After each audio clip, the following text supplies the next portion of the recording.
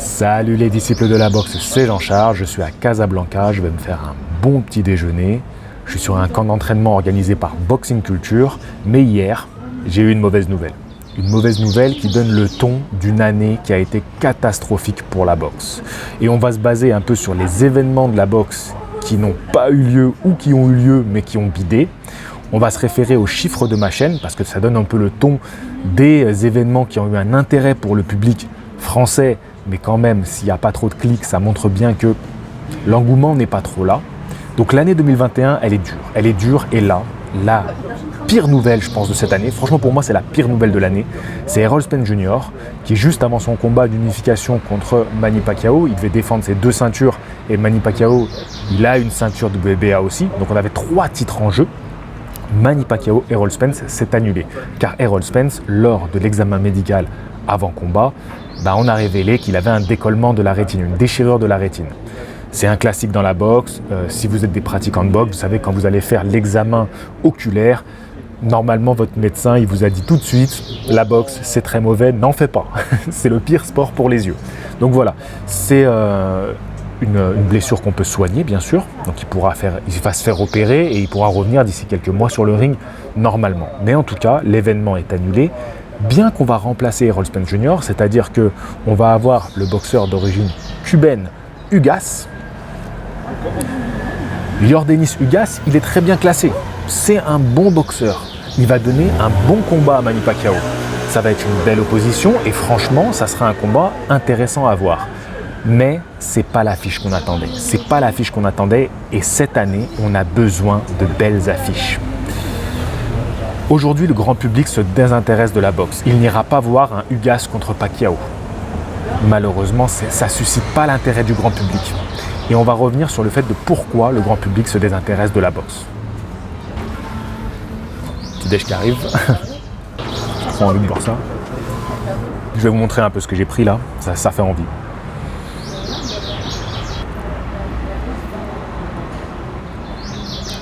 Donc cette année 2021, elle a été un petit peu un enchaînement de mauvaises nouvelles. Déjà, la petite star Ryan Garcia. Oui, quand même, Ryan Garcia a porté un engouement envers la boxe, a décidé de se faire une pause. D'ailleurs, on va revenir sur cette catégorie des légers, parce que c'est cette catégorie des légers où il y avait un vrai engouement. Et d'ailleurs, Ryan Garcia, il amenait quelque chose en défiant Gervonta Davis, en défiant Lopez, tu vois, ça a amené un truc, tu vois, une excitation dans la catégorie. Justement, dans cette catégorie des légers, qui était en 2020 la catégorie la plus attractive, qu'est-ce qu'on a eu? Lopez qui a récupéré les titres devait combattre contre Kambosos et ce combat-là, annulé une première fois parce que Lopez a le Covid. Là, une deuxième fois, le combat, normalement, il va avoir lieu ce week-end. Encore repoussé parce qu'il y a des désaccords avec Thriller, parce qu'ils ont décidé de faire le combat en Australie. Finalement, ça ne plaît pas à Lopez. Lopez, il menace de lâcher ses titres. Et si Lopez, il laisse tomber ses titres, ça nous repousse encore un combat revanche contre Lomachenko. Lomachenko, il a fait son retour. Ça n'a pas fait beaucoup de bruit. Ça n'a pas fait beaucoup de bruit le combat retour de Lomachenko, alors qu'il fait un très bon combat contre un bon adversaire. Mais est-ce qu'on en a vraiment parlé? On peut parler aussi de la catégorie reine avec Anthony Joshua qui a tardé à nous annoncer un combat. On reste sur notre faim avec son dernier combat contre Pulev. On a besoin que Joshua combatte régulièrement pour faire du bien à la boxe poids lourd. Mais Joshua, il a tardé parce qu'il y avait cette guéguerre entre Fury, Wilder. Il était un petit peu impliqué dedans. Donc ils attendaient de voir comment ça allait se passer. Ils ont poussé et enfin ils ont annoncé le combat contre Usyk. Bien sûr, c'est une très belle affiche. Mais ça a tardé, ça va être en fin d'année 2021. Fury Wilder, j'en parle même pas. Ça va arriver, on se demande si ça va vraiment arriver. On arrive à être dégoûté de ce combat-là. On peut parler de Canelo Alvarez aussi, qui peine à trouver des adversaires à sa mesure. On a de plus en plus de mal à se dire, mais qui pourrait être intéressant pour Canelo? Les derniers combats de Canelo n'ont pas suscité beaucoup d'intérêt. Même Billy Joe Saunders, ça n'a pas fait énormément d'audience et énormément de retombées. Ce combat-là, il n'a pas levé les foules. Oui, dans la boxe, on était excités, mais en réalité, c'était pas une dinguerie non plus. Un autre boxeur qui ne boxe pas, Terence Crawford, l'un de nos meilleurs boxeurs actuels qui ne boxe pas, qui ne trouve pas de combat. Encore une fois, on va revenir sur cette catégorie des Walter. C'est une très belle catégorie, mais les champions ne s'affrontent pas. Et là, la belle affiche de l'année dans cette catégorie, elle tombe à l'eau. Ça me fait penser que ce week-end, il y a le petit prodige Virgil Ortiz Jr. qui va combattre. Il a 23 ans, 17 victoires, toutes remportées par KO. C'est la petite terreur dans la catégorie. Mais son combat, je suis persuadé que pas grand monde va le regarder. Et je suis même persuadé que pas grand monde va en parler. J'ai pas vu beaucoup de promotion sur ce combat-là sur les réseaux. Et on en arrive à l'une des conséquences assez dramatiques de cette année 2021, les youtubeurs qui monopolisent le marché. Tous les médias sont focus sur ces youtubeurs. On peut parler aussi du MMA. Le MMA et surtout l'UFC qui a réussi à continuer à mettre en place des grandes affiches, des beaux événements et ça a fait de l'audience. Et ça, on en parle beaucoup. Je vois même les médias français qui relaient de plus en plus les affiches de MMA. Et c'est génial. Pour moi, je trouve que c'est très bon pour les MMA, mais c'est aussi une conséquence que la boxe, l'intérêt diminue. Je vois même la Yoka Mania, comme je l'appelle, cet engouement autour du nom Tony Yoka dans les médias français qui est énorme. Même les médias français, je parle des gros médias, commencent à de moins en moins parler de Tony Yoka. Et les gens, même les meilleurs supporters, commencent à devenir impatients. C'est une réalité. Mais tout ça, c'est pour montrer que c'est un tout en fait. C'est un tout qui montre que la boxe est dans le mal. On va revenir un petit peu sur les chiffres de ma chaîne. Oui, en 2021, j'ai continué à avoir des abonnés. Ça, c'est génial. J'ai pas à m'en plaindre. En plus, j'ai pu faire des choses extraordinaires. Aller à Cuba, je suis allé filmer une boxeuse à Londres. Là, je suis à Casablanca et l'année n'est pas terminée. Mais on va revenir un peu sur les audiences, les chiffres que je fais, qui sont vraiment, vraiment bas. Pour moi, faire 10 000 vues, c'est bien. Voilà, c'est un repère, c'est un seuil qui est bien. Mais pour qu'une vidéo soit populaire, que je la considère moi par rapport à la boxe comme populaire, il faut passer les 50 000 vues. J'ai remarqué que c'était un cap qui veut dire que là, on touche un plus grand nombre que juste le public boxe, tu vois. Donc, quelles sont mes vidéos qui ont passé les 50 000 vues? Attention, préparez vos oreilles, ça va saigner. Logan Paul contre Floyd Mayweather, dépasser les 50 000 vues. Et ça fait mal au cœur. Un concept par contre qui est bien, et là je suis content que ça ait dépassé les 50 000 vues, c'est décryptons le KO ou décryptons le combat. Donc je reviens vraiment en profondeur sur une séquence d'un combat. Mais c'était pour du MMA avec la victoire par KO de Ngannou qui a fait une belle combinaison en anglaise.